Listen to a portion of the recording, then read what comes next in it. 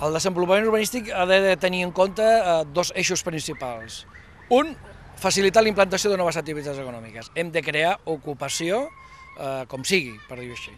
I dos, controlar els creixements demogràfics de noves implantacions d'habitatge residencial en el nostre municipi que no comportin unes càrregues de serveis que no siguin assumides o assumibles per part de l'Ajuntament. El desenvolupament urbanístic creiem que ha de ser un desenvolupament sostenible, per tant, primem molt les energies alternatives i aquest creixement d'alguna manera ha d'estar lligat a l'entorn.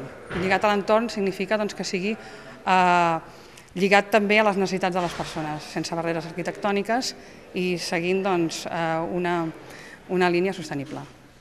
Primeramente lo que tendríamos que hacer es toda la zona que está urbanizada, que es la zona de enfrente de la Escuela Mediterránea y detrás del mercado, es acabar todo lo que estaba previsto i luego dotar de servicios equitativos a los dos núcleos. Calen més espais per a habitatge protegit, calen noves activitats econòmiques per desenvolupar-se i cal impulsar les energies renovables, potenciar la cultura, potenciar el turisme rural i això què vol dir primer? Protegir el paisatge. Creiem que hi ha d'haver un nou pla general pel municipi que redefineixi les necessitats i els sectors de creixement que s'han de desenvolupar.